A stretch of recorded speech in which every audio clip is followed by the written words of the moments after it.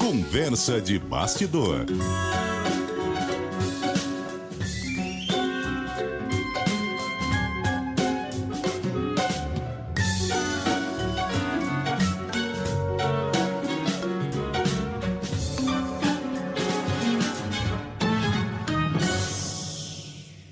Hoje aqui nesta conversa de bastidor especial, assim temos feito ao longo de toda esta semana, aliás, semana passada também, no acompanhamento do julgamento do STF, que se encerrou ontem com a condenação dos réus.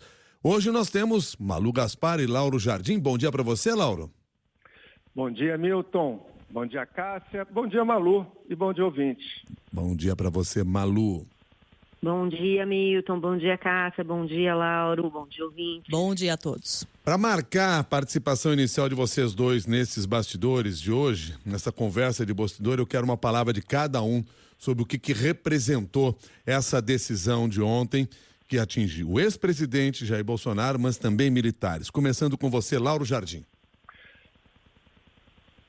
Milton, eu acho que, antes de mais nada, olhando um pouco para frente, essa decisão histórica do STF representa o começo do fim da era Bolsonaro. O Bolsonaro, na minha opinião, ainda vai perdurar a força dele por muito tempo na política, mas do jeito que ela foi de 2018, o ano em que ele se elegeu, até o ano passado, até esse ano, ela não será mais da mesma forma, porque o Bolsonaro vai ser preso e, a partir dali, o que a gente a partir de agora, o que a gente vai ver é uma direita forte, sim, mas uma direita que começa a andar sem estar exatamente atrelada 100% ao Bolsonaro. Eu acho que isso a gente tem daqui para frente do julgamento de ontem, histórico, repito, um julgamento importante,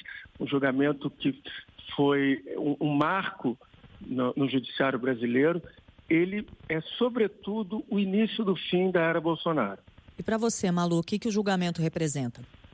Bom, vou pegar daí de onde o Lauro deixou, que eu acho que, assim, bom, é claro, histórico, um julgamento super importante, primeira vez que a gente está vendo militares condenados por tentativa de golpe de Estado e atentado à democracia. Acho que isso é muito relevante para a nossa história, mas mais do que isso, agora, com relação às consequências, a gente vai ver uma reorganização da direita, né?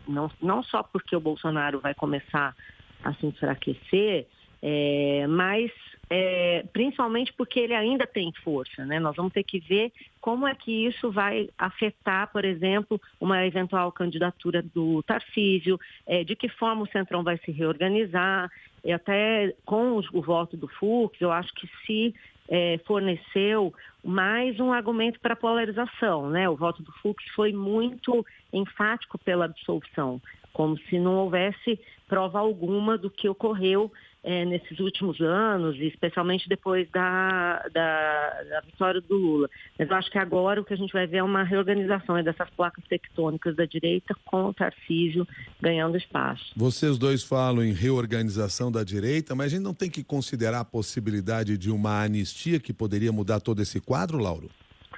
Pois é, Milton, a condenação do Bolsonaro está dada a partir do julgamento de ontem, mas para o bolsonarismo ainda resta a luta pela anistia, que é um jogo em que a chance de uma nova derrota do bolsonarismo, é muito maior que a chance de uma vitória, mas é o jogo que vai ser jogado de uma forma mais intensa a partir de hoje no Congresso. Os líderes do Centrão e do bolsonarismo querem aproveitar a mobilização em torno do julgamento para pressionar o presidente da Câmara, Hugo Mota, para botar na pauta da Câmara um projeto de anistia em regime de urgência, botar na pauta já na semana que vem. Essa possibilidade, na minha opinião, é improvável, é importante que se diga, mas não dá para dizer que é impossível de ocorrer. É improvável, Milton, porque, antes de mais nada, o presidente da Câmara não quer levar esse tema à votação. Ele nunca quis, aliás. Ele só vai fazer isso em último caso. Entre outras coisas, o Hugo Mota, ele não quer confrontar o Supremo, somente ontem deu fim a esse processo que começou no ano passado, e é improvável também porque nem mesmo a direita se entende sobre qual anistia está se falando. Ou uma anistia ampla, geral e restrita, como querem os bolsonaristas, ou um projeto que inclua, na verdade, a diminuição de penas aos condenados pelo 8 de janeiro, mas que não toque no Bolsonaro e nos líderes do golpe. E no meio de tudo isso, a gente tem que ver, no meio de tudo isso, em relação à anistia, quanto o governador Tarcísio de Freitas vai se movimentar nessas articulações. Porque na semana passada, ele circulou por Brasília, trabalhando intensamente pela anistia, mas será que depois do discurso de domingo passado dele na Avenida Paulista, um discurso em que ele mesmo tem dito que exagerou no tom, tem dito nos bastidores, será que ele voltará a essas articulações com o mesmo empenho que ele pareceu ter na semana passada?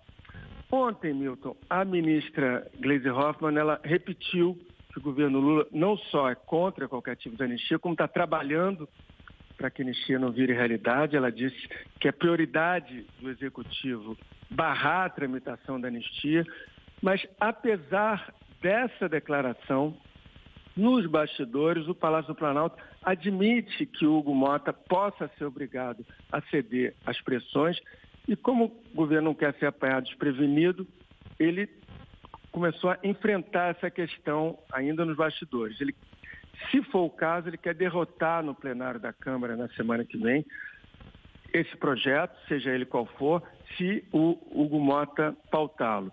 As lideranças do governo, eles trabalham agora para que a oposição não alcance os 257 votos mínimos necessários para que essa anistia passe.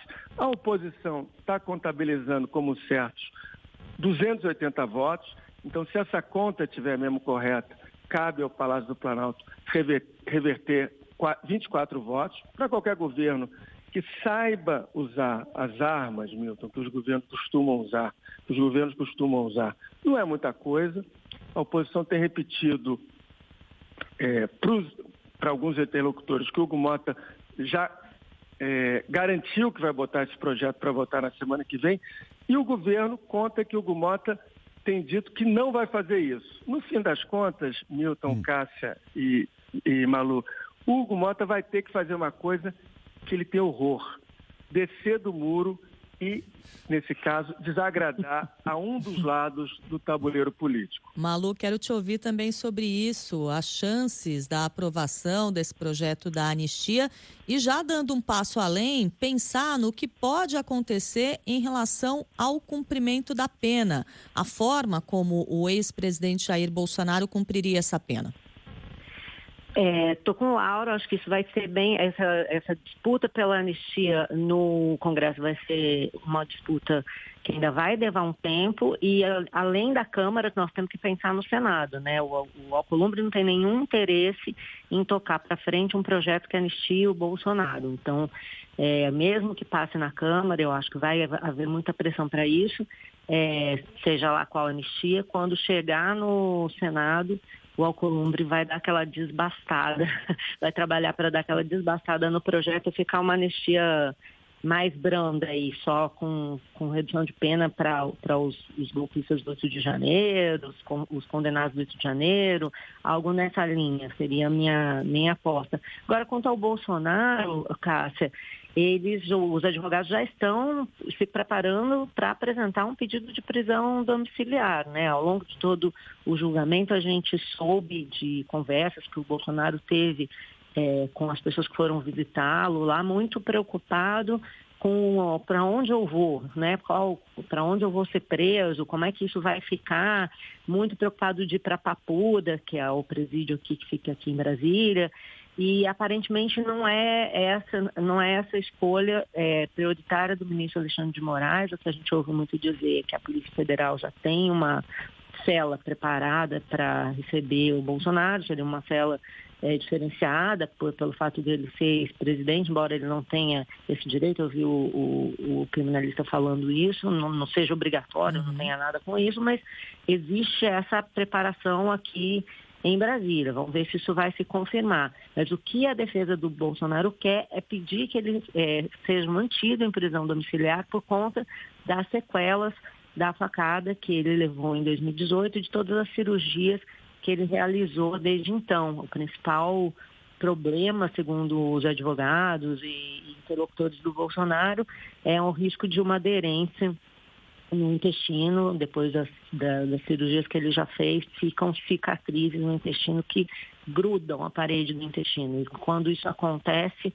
parece que você precisa atender logo, porque existe muito risco de complicações mais graves, até mesmo a vida do ex-presidente. Então, essa vai ser a argumentação principal para um pedido de prisão domiciliar. Vamos ver se cabe ao Alexandre de Moraes determinar isso, né? No momento, a condenação é para o cumprimento da pena em regime fechado. Perfeito. Malu e Lauro, agradeço aí vocês pela participação aqui ao longo dessa semana toda e da semana passada, sempre que puderam, estiveram com a gente aqui pela manhã, nos ajudando a compreender um pouco melhor sobre tudo que estava em torno deste julgamento. Muito obrigado, bom dia para vocês. Lauro, boas férias para você. Obrigado, Bom Milton. dia. Estou entrando de férias hoje. Daqui a 3 semanas eu estou de volta. Tá certo, valeu, Bom Malu. dia, meninos. Até mais. Até mais. 8 horas e 18 minutos agora.